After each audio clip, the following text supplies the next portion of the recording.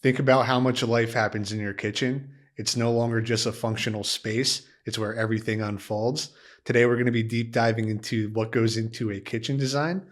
Welcome back to another episode of Elevate and Renovate. I'm your host, Michael Kern, the project consultant here at LBK Design Build.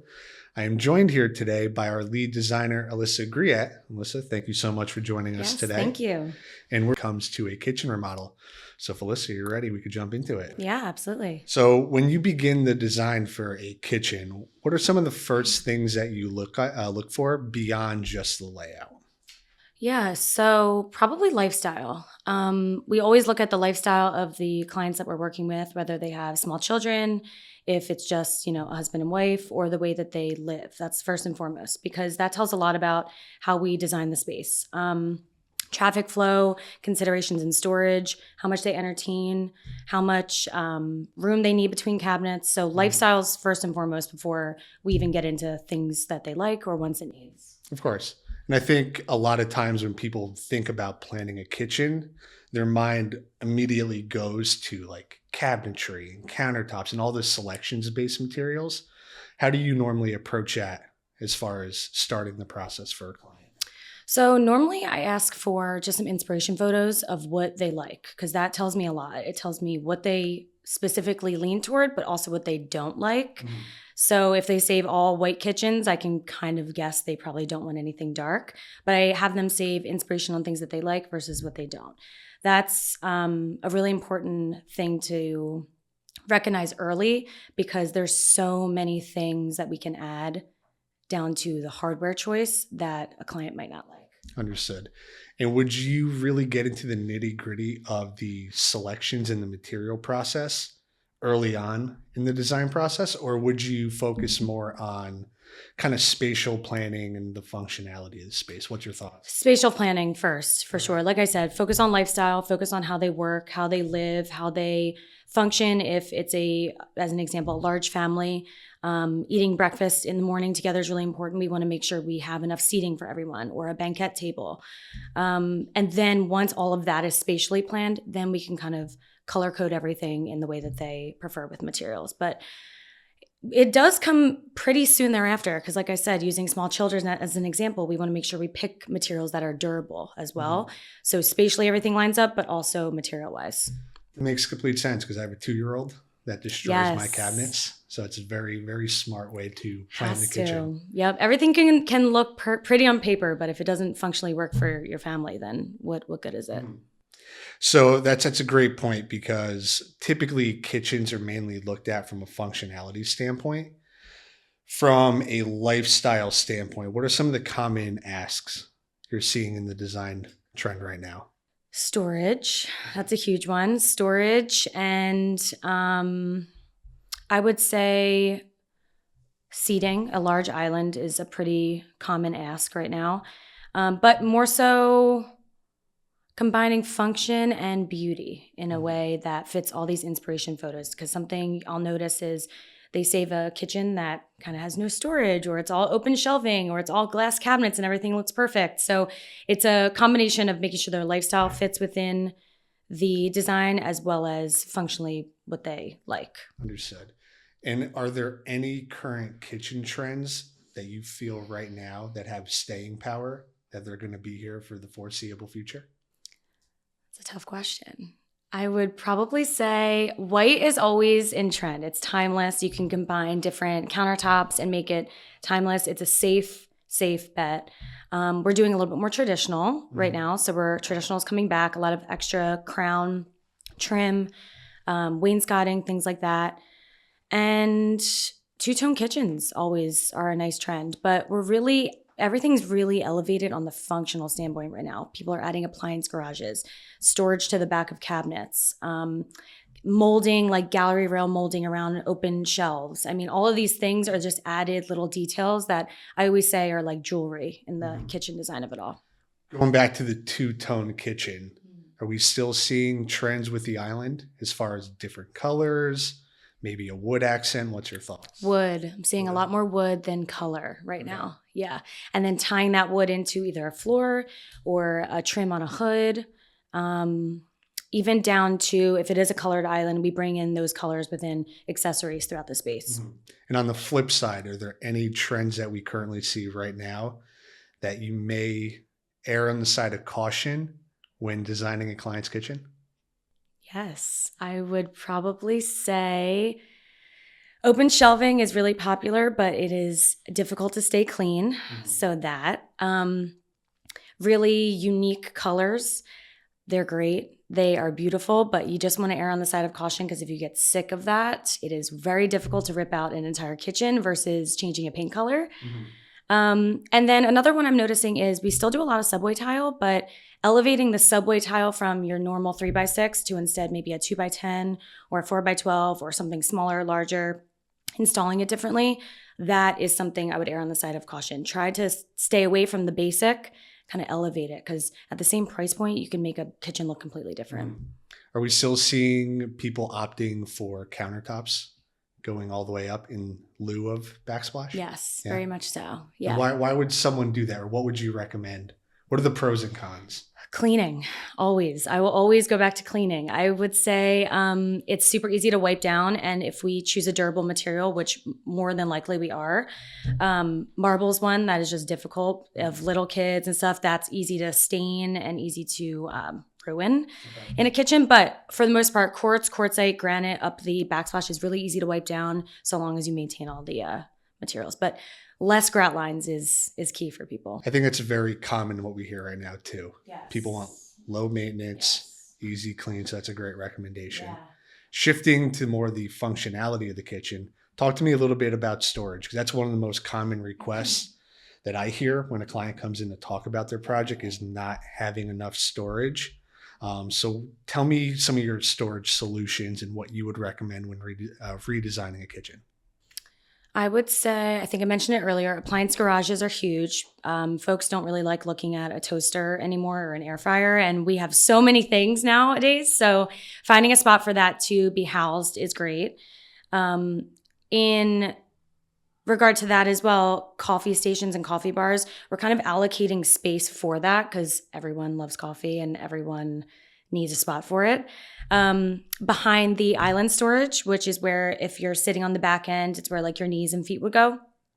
Adding hidden storage on the back of islands is huge with like a touch to open mechanism. It's hidden storage. I always say to folks, it's good for holiday stuff, decor, paper plates, things like that you don't need on a daily. Mm-hmm. So more of those seasonal Yeah, items. I'm trying to think. There's so many different ways. Stacking cabinets. It's all about what you use the most and then finding a place for the things that you don't use the most. I always ask people to tell me like what their stuff looks like so I can properly allocate that. So trying to get an understanding of how they currently function in their kitchen's important. If like they're going into a closet every day to get a crock pot, it's like we might want to find a spot for the crock pot to live in the kitchen so that way you can pull it out at ease. Speaking of going to a closet, what are we doing with pantries right now? We're redoing shelving, really. We're keeping built-in, we're keeping kind of closet pantry style because everyone has a lot of stuff, whether that be paper towels, toilet paper, big box items, cereal boxes, things like that. It's too difficult to find a place to store sometimes. So I'm suggesting leaving it or building one. And then we just do a really nice, beautiful painted shelf in there, maybe change the paint color and add in a beautiful light fixture. Very nice. What are some design details that homeowners might not be thinking about during the planning phase, but end up making a huge difference once they actually live in the space? Layered lighting. Layered lighting. Tell me about layered lighting. Sure. Layered lighting. So recessed lighting on the perimeter of the space, pendant lighting over the island, some type of accent, of course, and then under cabinet lighting, as well as any type of sconce you can add. I'm doing a kitchen right now where I have 2 sconces flanking the range, under cabinet lighting, recessed lighting, and pendant lighting. So it allows for 4 access points of layered lighting. So whatever you need, task, if it's more of a happy hour that you're hosting or something, it allows for you can pick any type of lighting you want at that point. Okay. And as far as like going back to the mood portion, these lighting, the electrical that you guys are putting in, did you recommend them being like on a dimmable switch? That way you can adjust it? Dimmable always. Even if you don't think you're going to use it, just do it. It's better to add it now and then just kind of click on and off and forget that the dimmer exists. But one day when you're having a hosting party with a bunch of people, you're probably going to want it dimmed. You're going to want to set the mood. You're going to want to set the mood. So how do you balance the aesthetics with the practicality when you're designing a luxury kitchen? How do I balance the aesthetics versus the practicality? So I would probably say you want to make sure you use durable materials, but there's a lot of dupes for some items, meaning I mentioned earlier, marble's not a really durable material for the kitchen. So finding a dupe like a quartz that looks like a marble, it allows for the aesthetics to still be there. And a quartz can really look like quartzite. It can look like a natural material. It allows for the look to still be there and the aesthetics to really function that way, but function in a durable way, because I don't want to just throw anything into anyone's kitchen that would. And I think that kind of ties into helping clients, because obviously when you're planning a project like this, budget's always on the back of everyone's mind, right? So going back to the dupes, they're not necessarily any difference in quality. It just, I know a lot of makes and models have different brands and lines that are very similar to one another, but may not come at that luxury price point. So is that something you help the client out with during the design phase? And to your point, it does not take away quality. When I say dupe, it really just means a different style, a different manufacturer, a different brand. We can find something you like. If it's $500, we can usually find it in or around that or a little bit less, and it's the same quality and the same style. It's always tricky because, of course, we work with budgets all the time. We work with specific finishes all the time. So things have to pivot as we get further in the process, but we always end up finding a really good alternative. Well, it's nice that you're able to help them navigate, because that can be very stressful for sure. Yeah. It's always a tough thing to deal with, but as soon as they realize that we kind of have all of these materials at our fingertips, we look at it all day long. It might feel like the end of the world when you can't get something because it's out of your budget, but when I show you 5 more options, it's usually calm from there. Makes it easier for them. Yeah, definitely. So let's move on to appliances. So what roles are appliances playing right now in the kitchen design? Are you seeing a shift in how people want to integrate them? Yes, integration of appliances. So we're paneling appliances more. So paneling a refrigerator, paneling a dishwasher, paneling a beverage or wine fridge. It allows for that seamless kind of built-in look in a kitchen, which ultimately feels a little bit more custom.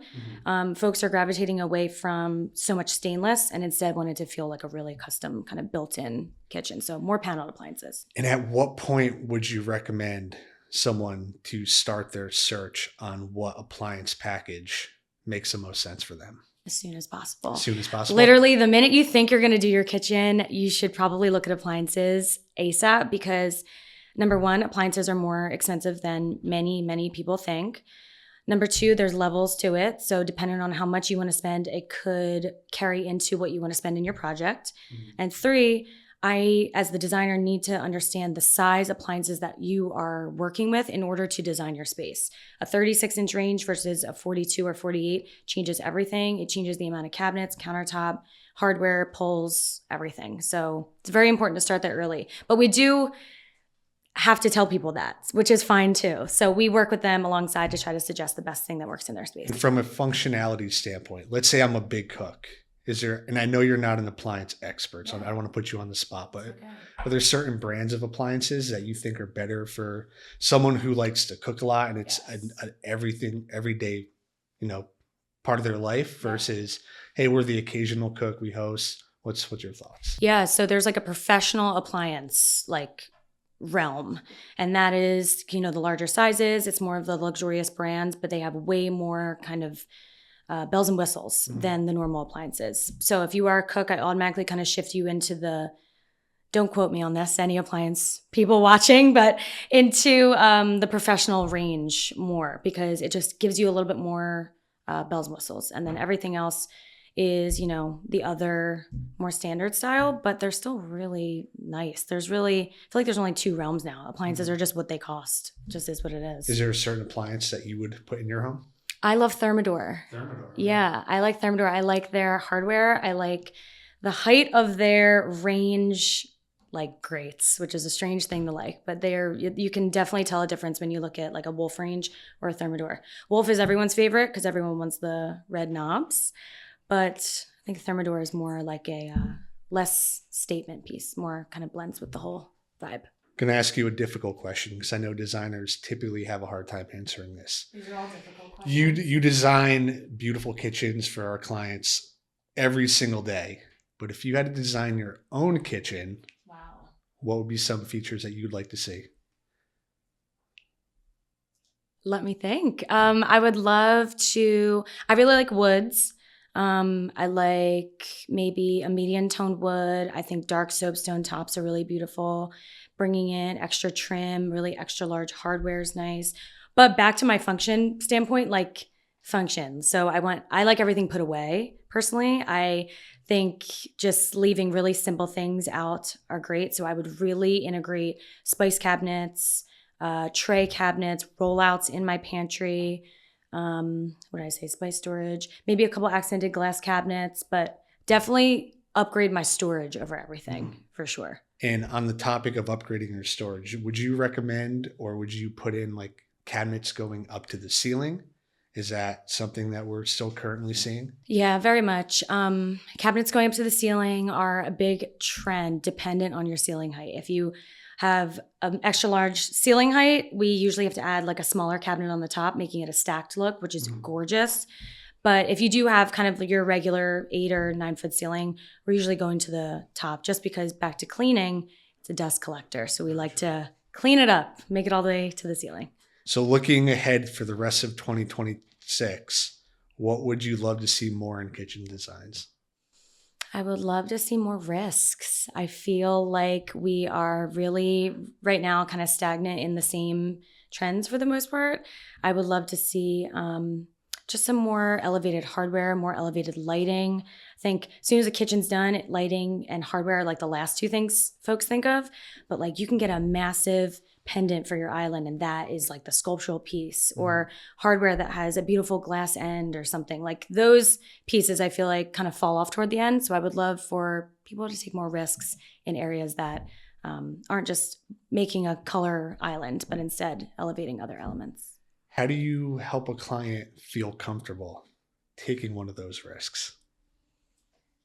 Takes some convincing, it takes some convincing, but you just kind of have to talk to the timelessness of it. And I also usually walk around their house a little bit. I like to understand like the other rooms of the house because there's nothing more I hate than just plopping a brand new kitchen in a house that doesn't really fit it.